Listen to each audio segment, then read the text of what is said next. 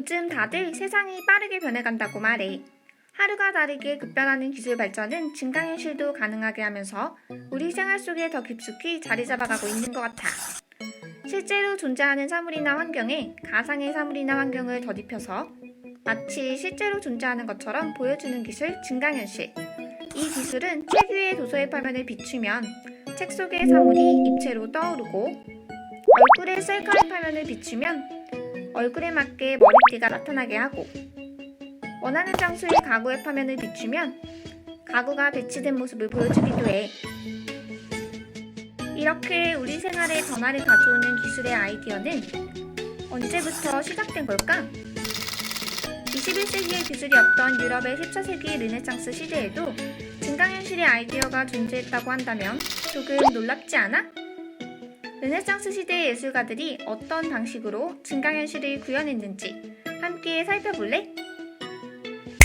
르네상스는 14세기부터 16세기 유럽에서 일어난 문예부흥 운동이야. 르네상스라는 용어는 프랑스어로 재탄생을 의미해. 그럼 뭐가 재탄생했는지 궁금하지? 그건 바로 고대 그리스 로마 시대에 있던 인간 중심 세계관이야. 5세기부터 13세기 유럽은 중세라 불리는 신 중심의 세계관이 자리 잡고 있었기 때문에 인간의 합리적 사고나 인간 중심의 문화와 예술은 발전할 수가 없었어. 이후 14세기에는 신 중심의 사고에서 벗어나 인간에 대한 자각을 일깨우며 미술의 혁명적인 변화가 일어나기 시작했어. 그게 바로 르네상스 시대가 구현한 증강현실 원근법의 발견이야. 원근법의 종류에는 선원근법과 공비원근법이 있어. 그중 선원근법은 투시원근법 또는 투시도법이라고 해. 투시도법이란 투과할 투, 볼시, 그림도, 법법, 투과하여 보고 그리는 화법이야. 즉, 고정된 한 지점에서 한 방향을 바라본다고 가정할 때 대상의 형과 위치를 선에 의해 투과하여 보면 평면 위에 환경적 공간감을 주는 시각적 효과를 실현시킬 수 있다는 거야. 투시도법은 소시점이라고 불리는 점의 개수가 몇 개냐에 따라 1.2시, 2.2시, 3.2시로 나눌 수 있어. 여기서 투시도법의 종류를 나누는 기준, 투시점이란 사라질 소, 이를 실, 점점, 모든 물체의 연장선을 그었을 때 선과 선이 만나서 사라지게 되는 지점을 의미해. 그럼 점의 개수에 따라 투시도법이 화면에 어떻게 구현되는지 살펴볼까? 먼저 1.2시는 대상을 정면에서 볼 때 생기는 투시를 말해. 1.2시는 길게 뻗은 길이나 건축물을 표현하기에 적합한 화법이야. 1.2시를 적응한 표현은 감상자를 기준으로 한 개의 소시점을 향해 시선이 집중되는 효과를 높이며 안정감을 주는 화법이야. 다음으로 2.2시는 대상의 모서리를 중심으로 볼 때 생기는 투시로 넓은 풍경이나 거대한 건축물을 표현하기에 적합한 화법이야. 2.2시를 적용한 표현은 감상자를 기준으로 좌우에 두 개의 소시점이 있고 소시점과 소시점 사이에 있는 모서리가 화면에 돌출될 듯한 모습을 보이며 웅장함과 장엄함의 느낌을 주는 화법이야.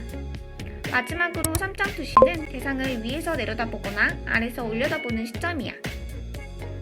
주로 압축된 조망을 표현하기에 적합한 화법이지.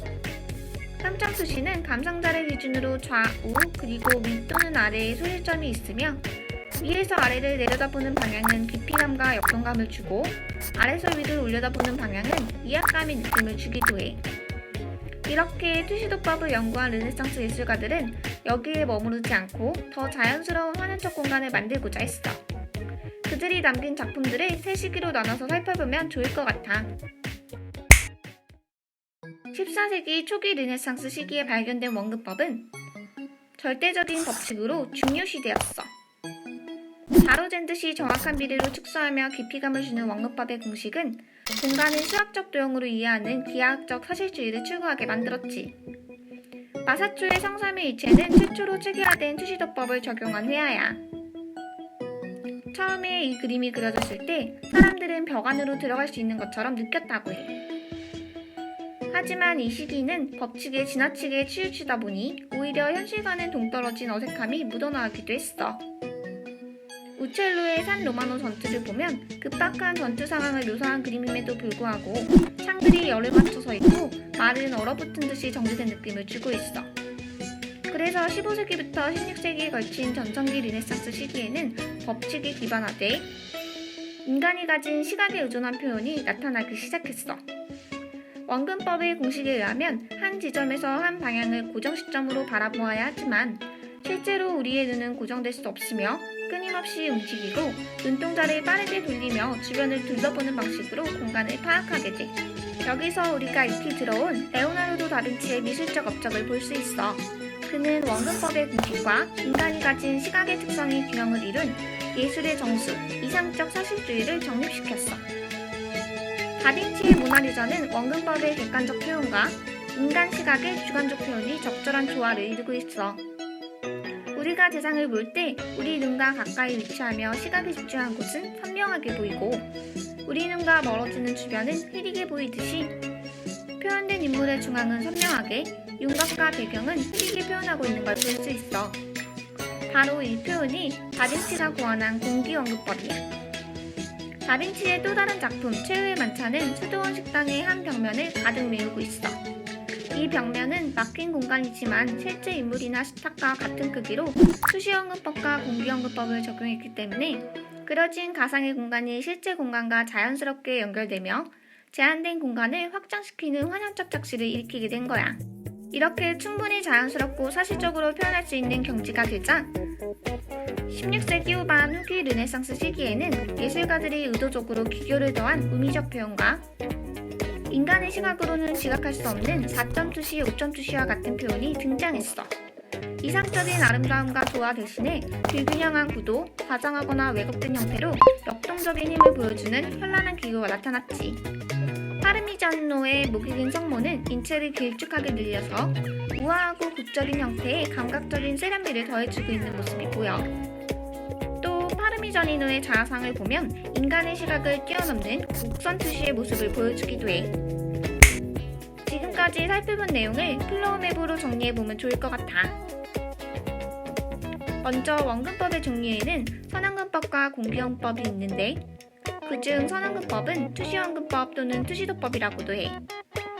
투시도법의 의미는 선에 의해 투과하여 볼 때 평면 위에 환영적 공간감을 주는 화법이야.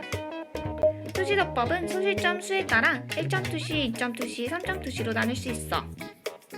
각각의 투시는 정면, 모서리, 위 또는 아래로 보는 방향이 다를 뿐만 아니라 안정감과 집중감, 웅대함과 장엄함, 깊이감과 역동감 등 서로 다른 표현 효과를 보여주고 있어. 다음으로 르네상스는 시기에 따라 제작 의도가 달랐어. 초기에는 기하학적, 전성기에는 이상적, 후기에는 의미적 표현이었지. 제작 방법에서도 법칙 중시, 시각의 의존, 과장하거나 왜곡하는 모습이 있었어. 마지막으로 오늘 살펴본 작가와 작품에는 마사초의 성삼일체, 다빈치의 모나리자, 파르미자니노의 자화상 등이 있어.